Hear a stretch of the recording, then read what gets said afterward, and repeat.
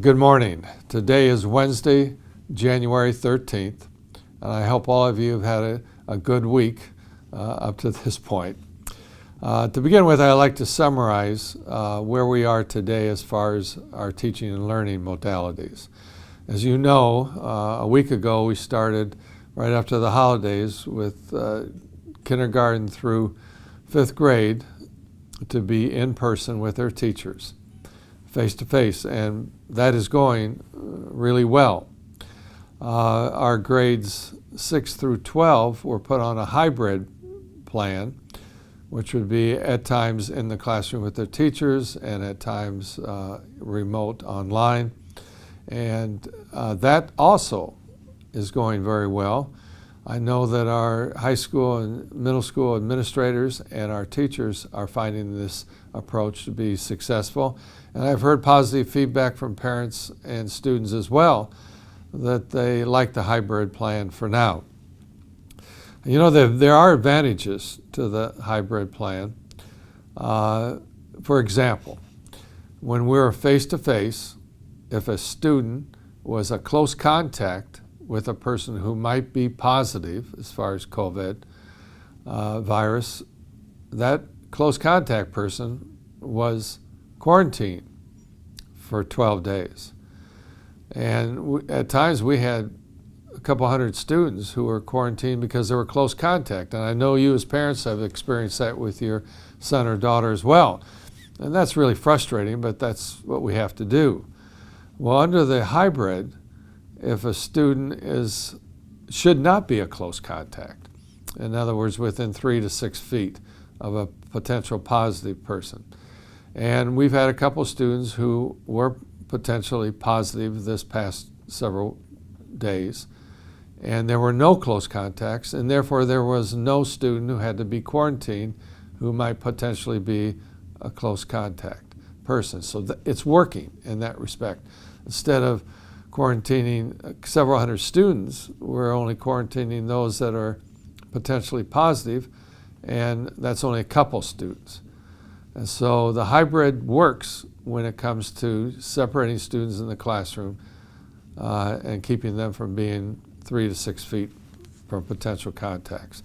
So that's good, and I'm pleased with that. And what are we going to do now after this Friday? I'm not sure. I can tell you for sure. I can tell you we will have elementary K through 5 in person, as we've been doing for the last week and a half. What we'll do with the hybrid for grades 6 through 12, we're still studying the numbers to see if there's a spike, and we're still studying to see if it would be advisable, prudent to keep students at the secondary level in a hybrid modality for another week or so. I will let you know as soon as possible once we have the opportunity to review all the ramifications.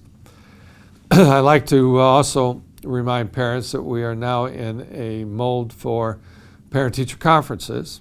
I really encourage you as parents to have conferences with your teachers in the next several weeks, because, I mean, obviously it's important to communicate with your classroom teachers.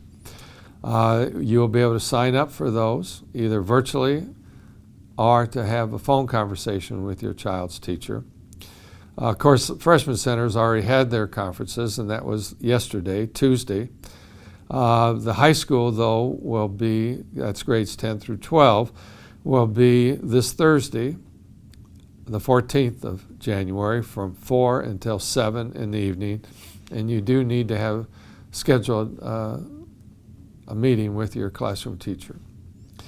Middle school will be February 2nd and February 4th. Elementary will be February 23rd and February 25th.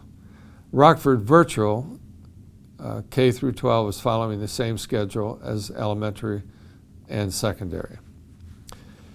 Once again, I encourage parents to contact your child's school and make sure you've scheduled an appointment either virtual or by phone. This summer, we will be implementing what we are calling a summer learning program for students in elementary, middle, and high school. Kindergarten through 8th grade will focus on English and mathematics. Grades 9 through 12 will focus on credit recovery. And there will be more information coming to parents in April regarding an opportunity for you to have your child involved in our summer learning program. It's important primarily because of the challenges of this past school year. And we want to provide for your child an opportunity for summer learning to make up any potential loss in learning through this pandemic. As you may know, 2 of our athletic teams are still competing in regular season competition.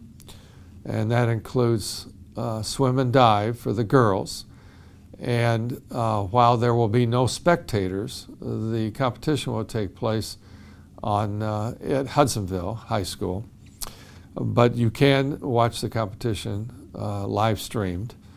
And the girls' swim and dive will take place, the dive on Friday and the swim on Saturday.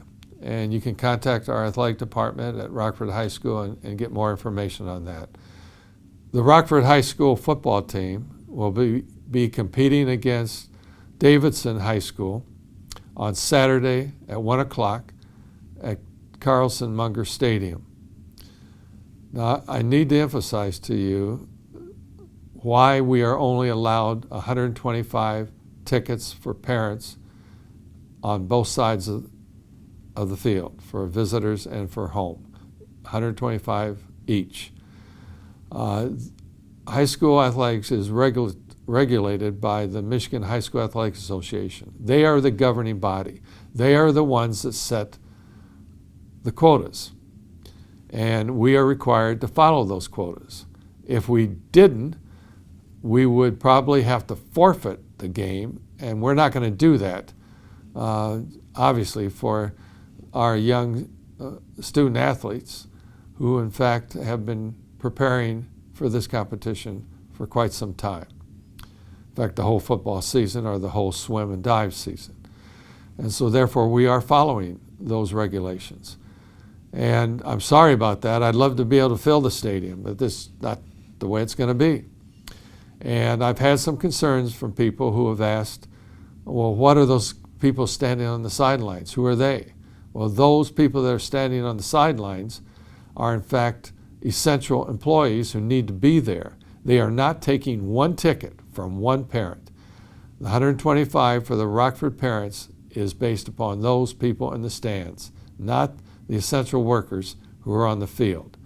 So please know that as well. And I certainly want to congratulate and wish our swim dive team and our football team for success this weekend. Also, talking about sports, our winter sports program will start this coming week for training and competition as well. One final note, I'd like to bring up vaccines. If you have or would like to have information regarding when you or your family or your student can possibly have the opportunity for a vaccine, contact the Kent County Health Department, and they should be able to give you some direction on this. All right, now our employees of the public schools and private schools are under the 1B designated area or designation, and they are being scheduled for vaccines currently. So I'm excited about the opportunity that more and more people will have the opportunity to be vaccinated. That just will obviously reduce the potential for people being contracted with the COVID virus, and we'll be able to move forward hopefully in a very positive way. I look forward to talking to you next Wednesday, and I hope all of you have a safe and enjoyable week. Thank you.